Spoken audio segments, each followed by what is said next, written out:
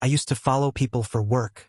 I used to be a surveillance investigator for insurance claims, specifically for work injury cases, to see if people who claimed to have been hurt at work and were collecting benefits were actually not injured.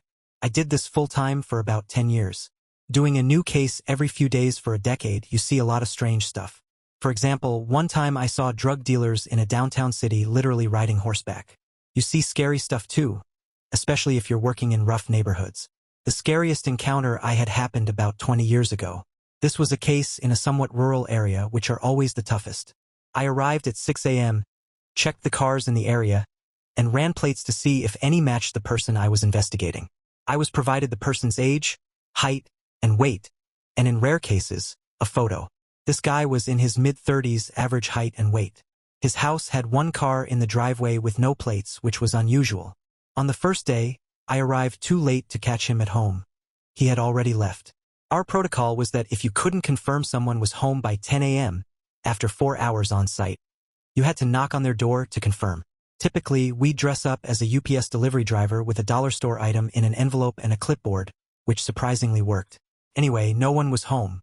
The second day, I got there at 5 a.m., and this time there was a second vehicle, a truck, also without plates. The guy came out around 5:30 a.m. and left, so I followed him. Right away, he seemed to know he was being followed, which usually meant he was up to no good, i.e., working while collecting insurance disability money, classic insurance fraud. I decided to let him go but tried to be discreet about it. On the third day, I came back with a different car. This time, he left early again, and I successfully followed him to a farm in the neighboring rural hills. Long story short, I busted him on video doing heavy-duty farm work for several hours. Eventually, he realized he was being watched.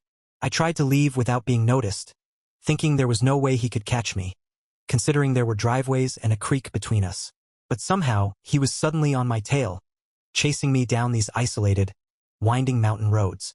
I was terrified. Once I made it to the freeway, he was still following me, and I couldn't shake him. At times, he'd pull alongside my car, flex his arm, and gesture for me to pull over.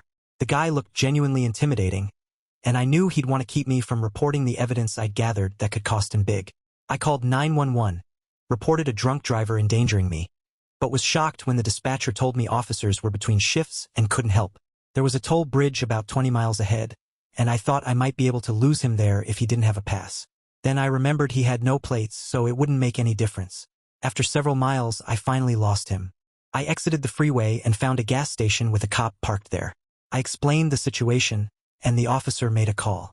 I didn't see the guy's truck pull up, so I quickly gassed up and left. I drove home and submitted my report. I'm sure his free insurance money ended that day at the very least.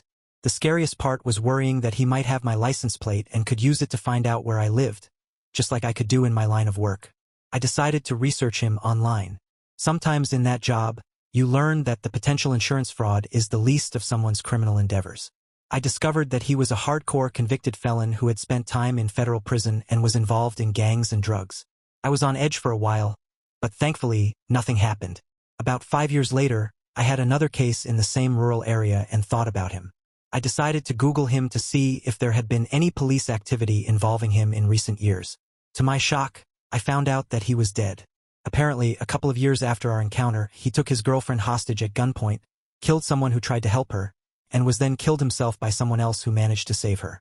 Needless to say, I didn't need to worry about running into him again.